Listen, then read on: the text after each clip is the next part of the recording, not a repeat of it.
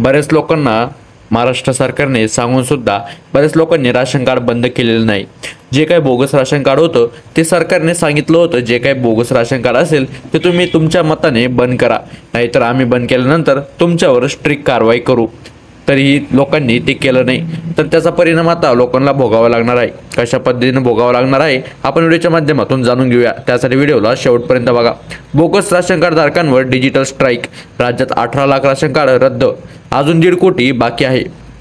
राज्यात सध्या ration card e-KYC मोहीम राबवण्यात येत आहे। या मोहिमेमुळे सरकारच्या अन्नधान्यावर डल्ला मारण्याला लाखो बंड्या ढेरांना चांगली चपराक बसली आहे।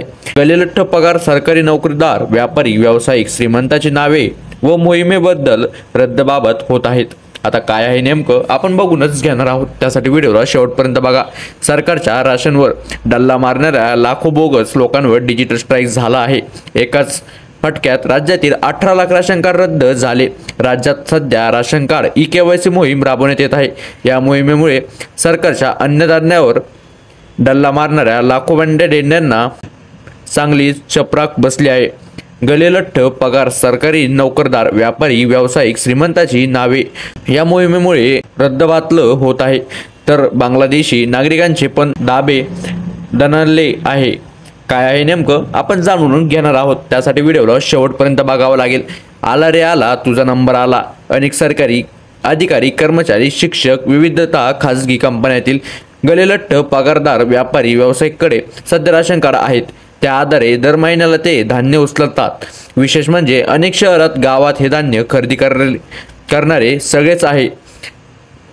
तांदूळ, गहू, ज्वारी, डाळ अशी आरोळी ठोकतात। हे धान्य ते विविध गृहउद्योग, कुक्कुटपालन आणि इतर ठिकाणी विक्री करत असल्याचा आरोप सामाजिक कार्यकर्त्यांकडून होत असतो। त्याचप्रमाणे त्यामुळे सरकारी अन्नधान्य योजनेला लागलेली ही सुखवस्तू वाळवी पोखरत असल्याचे समोर आले। त्यानंतर आधार कार्ड सहाय्याने ई-केवायसी मोहीम राबवण्यात येत आहे। त्यात अनेक बोगस राशन कार्ड धारक समोर आले आहेत। त्याची नोंदणी रद्द करण्यात आली आहे, त्यांचे राशन कार्ड रद्द करण्यात आले आहे। आता या मोहिमेत अजून मोठ्या प्रमाणात राशन कार्ड रद्द होण्याचे त्यांनी सांगितले आहे। आता 18 लाख राशन कार्ड रद्द झाले आहे।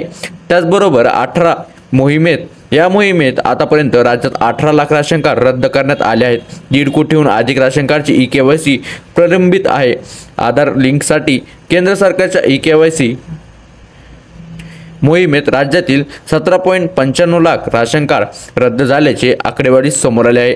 मुंबईत सर्वाधिक राशन कार्ड रद्द झाले आहेत।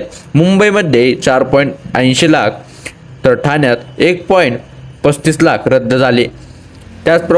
त्याचबरोबर राज्यातील एकूण 6.85 कोटी कार्डपेक्षा 5.20 कोटी ई-केवायसी पूर्ण झालेले आहेत, तर 1.65 कोटींची प्रलंबित असल्याची माहिती समोर आली आहे।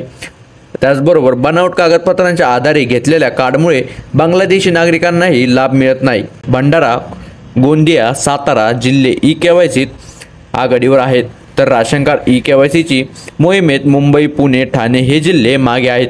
अंतिम मुदत संपली असली तरी शासन निर्देश येईपर्यंत केवायसी सुरू राहणार आहे। लाभार्थ्यांचे लाभ मिळत राहणार आहे।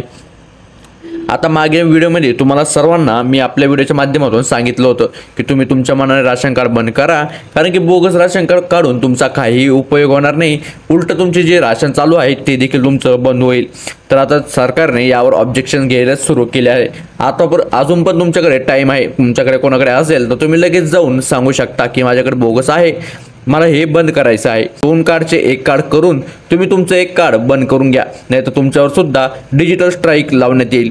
तर मित्रांनो, हा व्हिडिओ जास्तीत जास्त लोकांपर्यंत शेअर करा, कारण की प्रत्येकाच्या घरात आता राशन कार्ड आहे।